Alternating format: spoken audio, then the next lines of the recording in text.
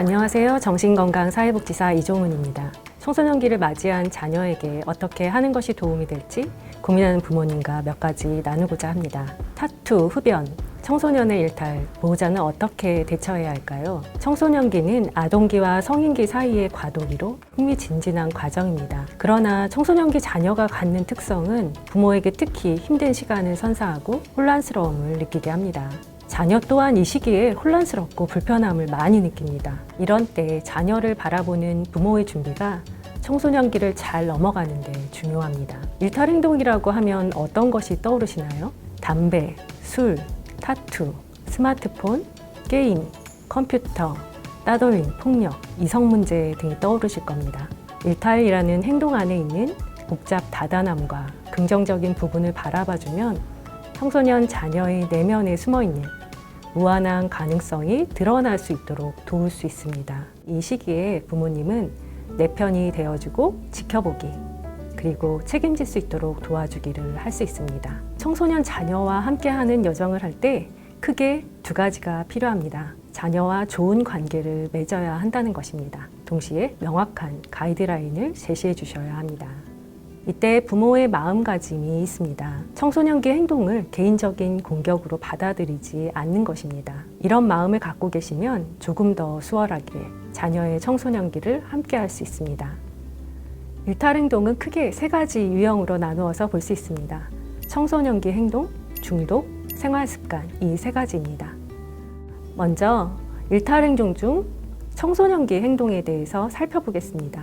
부모와 청소년 자녀는 서로 다른 세계에서 살고 있습니다. 그래서 부모 입장에서 확실히 잘못이라고 하기 어려운 복잡 미묘한 문제들입니다. 청소년기 행동을 대할 때에는 범법의 선을 넘는지 안 넘는지를 구분하여 대해주는 것이 좋습니다. 청소년기 행동 중 타투에 대해서 살펴보고자 합니다. 자녀가 왜 타투를 하려고 하는지 마음을 이해해 보려는 노력이 필요합니다. 타투를 원하는 자녀에게 어떻게 대해 주어야 할까요? 일단 자녀의 마음을 들어주고 수용하면서 대화를 많이 나누는 것이 필요합니다. 자녀와 취향을 맞출 필요도 없고 아이의 새로운 관점에 동의할 필요도 없습니다. 다만 대화를 나눠서 아이를 이해하는 과정을 거치시는 거죠. 두 번째로 부모님이 해주실 수 있는 것은 정보 제공하기입니다. 타투이스트가 이야기하는 청소년 타투에 대해서 알려주시면 좋습니다. 타투이스트들은 사람은 계속 바뀌고 성장하기 때문에 시야를 넓히고 자기의 개성을 찾고 난 후에 하는 것이 좋다고 조언합니다. 또 한 번 하면 평생 가기 때문에 신중하게 여러 디자인을 보고 자료를 찾아보고 자신의 안목을 높여서 자신에게 맞는 것을 하라고 합니다. 일탈 행동 중 중독 문제에 대해서 알아보겠습니다. 중독 문제에 대해서는 부모의 적극적인 대처가 필요합니다. 청소년의 뇌는 중독에 취약하고 중독에 이르는 속도도 굉장히 빠르고 장기적인 손상이 남기 때문입니다. 청소년기에 많이 나타나는 흡연, 술, 도박 중독에 대해 살펴보겠습니다. 흡연을 하게 되는 이유는 청소년기의 심리적인 압박에 의한 스트레스나 호기심, 또래 일원이 되려는 심리, 부모의 영향, 어른스러워 보이고 싶은 충동 때문입니다. 요새 청소년들 사이에서 각광받는 전자담배에 특히 주의를 기울이실 필요가 있습니다. 다양한 디자인으로 나와서 부모님들이 자녀가 담배를 피우는 것을 모를 수 있습니다. 두 번째, 술입니다. 가장 손쉽게 구할 수 있으면서 뇌에 치명적인 손상을 입힐 수 있는 물질이지만 어른들도 이에 대해 심각하게 생각하지 않아 쉽게 허용하게 됩니다. 중독 문제 중 도박입니다. 청소년기 도박의 치명성은 뇌의 변화를 초래한다는 것입니다. 마약 중독자와 도박 중독자의 뇌가 동일한 구조적 변화를 일으키는데 특히 보상회로가 활성화되어서 의사결정, 충동 및 감정 조절에 어려움이 발생합니다. 아이들이 쉽게 접할 수 있는 불법 온라인 도박에 대해서 부모님이 알고 계시는 것이 좋습니다. 도박과 관련돼서 자녀의 행동을 점검해 보면 신호를 알아차릴 수 있습니다. 또한 즉각 개입해야 하는 신호를 참고하셔서 아이의 상황에 맞게 대해 주셔야 합니다.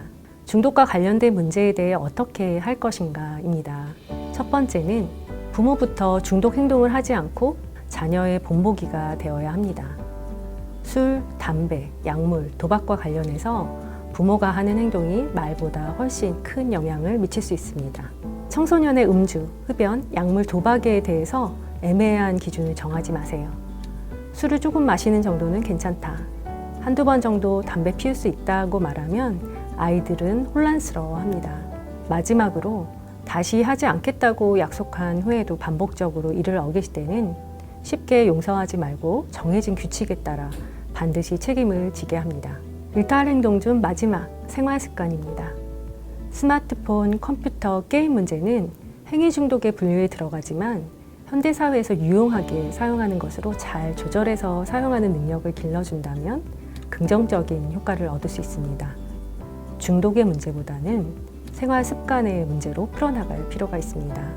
게임으로 인한 뇌의 변화에 대해 여러 연구들이 진행이 되고 있는데요. 자극적 상황에는 즉각적으로 반응하지만 현실 상황에는 무감각하고 무기력해집니다. 장기간 노출했을 때 뇌가 불균형하게 발달하게 되는 문제도 있습니다. 이것을 팝콘 브레인 현상이라고 합니다. 스마트폰 중독으로 인한 여러 가지 부정적인 영향이 있습니다. 신체적 측면의 어려움도 있고 정서적 어려움도 있습니다. 또한 디지털 격리 증후군과 같이 관계적 측면에서의 어려움을 경험하게 됩니다. 또 스마트폰을 이용한 따돌림 현상, 성범죄 노출 위험 등도 일어납니다. 스마트폰, 컴퓨터, 게임 등과 관련된 생활 습관에 대해 어떻게 대해야 할까요? 사용 시간에 대해 명확한 규칙을 세우면 좋습니다. 예를 들어 숙제를 마친 후 저녁 식사 후 8시부터 1시간으로 규칙을 명료하게 세우고 일관성 있게 지키도록 합니다. 정한 시간과 정한 콘텐츠만 할 수 있도록 합니다. 조절하려고 해도 조절에 실패하기 쉽다는 것을 서로 공유하고 일상생활과 스스로를 조절할 수 있는 연습을 할 수 있도록 상의하고 설득하고 협상하는 과정이 필요합니다. 자녀가 얼마나 소중한 존재인지 표현해 줍니다. 과거의 긍정적인 행동과 가능성을 기억해 두었다가 인정해 주는 것도 필요합니다. 청소년 자녀가 함께할 때 도움이 되는 부모님의 역할을 알아보겠습니다. 첫 번째, 분명한 규칙을 세워서 일관성 있게 적용합니다. 무엇이 허락되고 허락되지 않는지, 어디까지 괜찮고 어디까지는 괜찮지 않은지를 구체적으로 설명하고 규칙은 무슨 일이 있어도 지키게 하고 예외를 만들지 않는 것이 좋습니다. 부모의 입장이 흔들리지 않아야 자녀가 부모의 입장을 확실하게 파악할 수 있습니다. 둘째, 꾸준하고 일관성 있게 해야 합니다. 할 일을 완수할 때까지 조용하게 반복해서 알려줍니다. 서두르라고 화를 내거나 잊어버리지 않습니다. 하지 않는다고 포기하면 안 되고 일을 마치는 것이 중요하다는 것을 알 수 있도록 해주는 것이 좋습니다. 건설적인 행동에 대해서는 합당한 인정을 해줍니다. 잘한 부분을 인정해주고 부모가 자신의 실수와 잘못을 짚지만 잘하고 있다는 큰 그림 속에서 본다는 것을 자녀가 알도록 표현해줍니다. 주고받는 관계가 되어야 합니다. 받기만 하는 것이 아니라 받기 위해서 주기도 해야 한다는 것을 알고 각자의 선택에 대해 책임을 지고 나름의 의무가 있다는 것을 경험할 수 있도록 합니다. 개인의 선택을 존중합니다. 협상의 달인이 되셔야 합니다. 청소년기는 자녀의 동의를 구하는 시기입니다. 성실하고 분명하게 지도와 조언을 해줍니다. 직접적이면서 조심스럽게 이야기하면서 구체적인 실천 방법, 행동, 사건, 활동을 함께 제시하면 좋습니다. 마지막으로 가장 우선적으로 해야 하는 것은 언제나 대화입니다. 당연히 아이들이 일탈행동을 보였다는 것을 알게 되면 부모님들은 굉장히 당황하게 됩니다. 이것을 아이한테 화살을 돌려서 해결을 하기도 합니다. 이때 중요한 것은 아이가 그렇게 행동했을 때에는 그 이면에 무엇인가가 있겠구나 라는 것들을 봐주시는 게 필요합니다. 부모님은 먼저 자기를 먼저 다스려야 합니다. 내가 이런 감정을 느끼고 있구나 라는 것들을 인정하고 보살펴 주셔야 합니다. 내가 감정이 너무 크게 올라오신다면 그때는 잠깐 스탑 혹은 멈춤이라고 스스로 이야기를 하시고 깊게 심호흡을 하시는 것이 도움이 될 수 있습니다. 그런데 이렇게 했는데도 만약에 감정이 가라앉지 않으신다면 그때는 잠시 자리를 떠나시는 것이 좋습니다. 이때 아이한테 미리 먼저 얘기를 해주셔야 합니다. 안 그러면 아이는 불안해서 점점 더 아이의 감정도 커질 수가 있습니다. 갑자기 변한 아이의 모습을 받아들이는 것은 굉장히 도전적인 일입니다. 그럼에도 불구하고 이렇게 잘 하고 계신다는 것은 부모님 스스로 칭찬해 주시고 격려해 주셔야 하는 일입니다. 아이도 중요하지만 부모님이 얼마나 지금 잘 하고 계신지 스스로를 보살피는 것들이 제일 중요합니다.